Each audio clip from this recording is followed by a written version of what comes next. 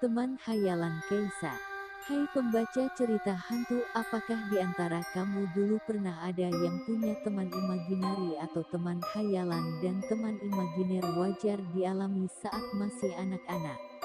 Kak Dewi, geseran sedikit duduknya. Temanku juga mau ikut nonton, itu adalah keponakanku yang bernama Keisa, umurnya baru 5 tahun. Namun dia mempunyai teman hayalan entah sejak dari kapan. Karena sudah paham dengan keadaan Keisha, aku pun menggeser badanku di sofa. Lalu Keisa menggeser posisi badannya dan menyisakan tempat kosong di tengah sofa di antara kami berdua. Keisa menonton TV sesekali sambil mengajak aku mengobrol. Bagi orang yang baru mengenal Keisa, maka situasi ini pasti akan terlihat aneh. Namun di rumah kami sudah biasa, aku beserta ayah dan juga ibu Keisa juga sudah biasa berperan seolah-olah sosok yang tidak berwujud bernama Yuli itu memang ada di antara kami semua. Aku tinggal bersama kakak perempuanku dan suaminya yang merupakan orang tua Keisa. Suami kakak kerja kantoran, begitu juga dengan kakak perempuanku seorang wanita karir. Namun bukan berarti mereka sangat sibuk sehingga tidak punya waktu untuk Keisa. Kakak tidak pernah pulang di atas jam 6 sore dan mereka selalu menghabiskan akhir pekan bermain bersama Keisa.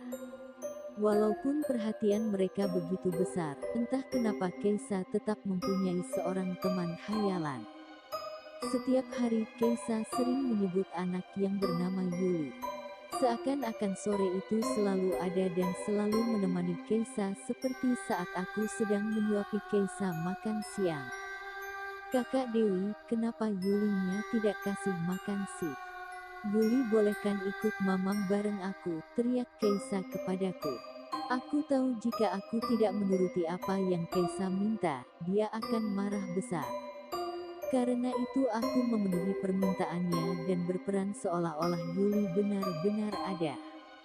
Aku melayangkan sendok makan di udara dan aku iseng bertanya kepada Keisa.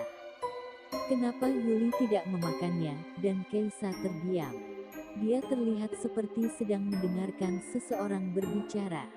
Kemudian Keisa menjawab kalau Yuli hanya minum susu.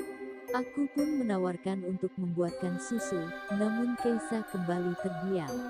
Kemudian Keisa berkata kalau susu yang diminumnya Yuli berbeda dengan susu kaleng yang biasa dibuatkan untuk Keisa. Sebenarnya banyak kejadian cukup membingungkan yang terjadi oleh Keisa bersama teman hayalannya itu.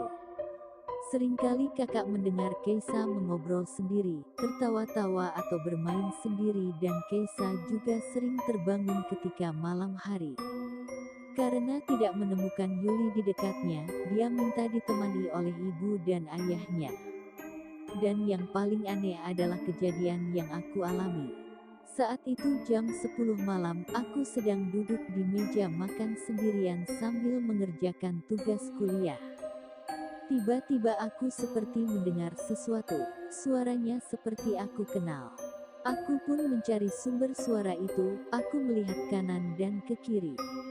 Aku melihat seluruh ruangan namun suara itu masih belum aku ketahui asalnya. Aku melihat ke kolong meja bawah dan ternyata di kolong meja tergeletak boneka Keisa. Aku langsung merinding, aku ingat betul kalau boneka ini ada di kardus mainan Keisa. Aku tidak mau berpikir aneh dan langsung mengembalikan boneka itu ke tempatnya. Banyak sekali cara untuk menjauhkan Keisa dari Yuli, kami sering mengajak Keisa bermain dengan teman-teman sebayanya. Namun Keisa selalu bersikeras ingin bersama Yuli. Dia bahkan sampai marah dan menangis meraung-raung jika dipisahkan dengan Yuli. Pernah suatu saat di mana Keisa tidak menyebut nama Yuli dan terlihat dia sedang asyik menonton televisi. Aku pun mendekatinya. Aku bertanya kepada Keisa kemana perginya Yuli. Keisa dengan ekspresi polos menjawab kalau Yuli sedang ada acara di rumahnya jadi dia tidak bisa bermain. Aku kembali bertanya kepada Keisa di mana rumah Yuli berada, dan Keisa menyebutkan sebuah nama tempat yang sangat mengejutkan. Dari mana Keisa tahu tempat itu?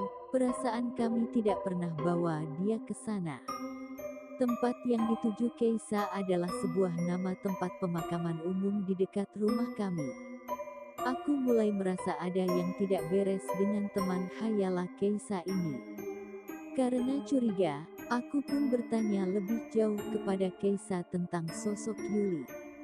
Aku bertanya seperti apa rupa Yuli. Keisa menjawab kalau Yuli tubuhnya pendek dan tidak mempunyai rambut di kepalanya. Dan badannya hanya memakai kain, tapi kata Keisa kulit Yuli berbulu kayak monyet. Dan menurut Keisa itu malah lucu. Aku langsung merinding mendengar kata-kata Keisa, dan tiba-tiba dia menunjuk ke arah televisi.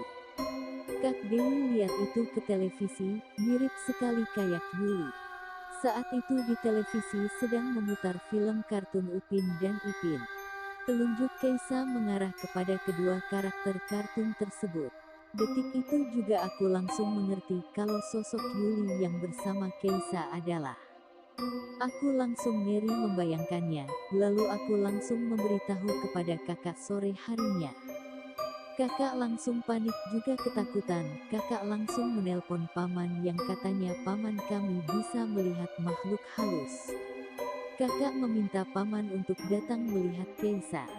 Beberapa hari kemudian paman datang dan menurutnya memang ada yang menempel pada Keisa, kata paman. Sosok Yuli yang hanya bisa dilihat oleh Keisa ini bukan arwah penasaran, melainkan makhluk jadi-jadian. Dan makhluk jadi-jadian itu tinggal di lingkungan perumahan kami. Karena menurut paman, dia tidak mungkin pergi jauh dari tempat tinggalnya. Dia sebenarnya tidak berniat jahat, dia tertarik dengan Keisa karena hanya ingin bermain dengannya. Lalu paman menyarankan Keisa diungsikan dulu sementara ke rumah paman yang berada di Jakarta. Kami pun setuju, namun tidak dengan Keisa. Dia menangis menjerit-jerit ketika akan dibawa pergi. Keisa menjerit meminta Yuli harus ikut dengannya. Akhirnya dengan paksa kami membawa Keisa pergi ke rumah paman. Ketika sampai Keisa langsung demam tinggi, tapi demam Keisa hanya beberapa hari saja. Setelah itu dia kembali sehat dan paman pun sering mengajak dia berjalan keliling kota agar lupa dengan Yuli. Akhirnya Keisa tidak pernah menyebut-nyebut nama Yuli lagi. Setelah sebulan kami pun menjemput Keisa dan membawanya pulang. Setelah di rumah kebiasaan Keisa sudah tidak pernah lagi kami rasakan.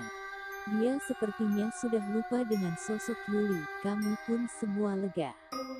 Keisa pun sekarang sudah tidak memanggil nama Yuli lagi dan bermain bersama teman-teman sebayanya. Dia sendiri yang meminta aku untuk menemaninya ke taman. Loh Keisa mana? Perasaan dia tadi ada di sana. Oh, itu dia di pinggir-pinggir taman. Aku baru sadar kalau Keisa terlihat seperti menggandeng tangan seseorang. Tapi sosok yang digandengnya itu tidak kelihatan. Kak Dewi, Keisa mau ajak Yuli ke rumah ya. Kata Yuli, dia kangen ama aku karena udah lama gak ketemu. Keisa, jangan.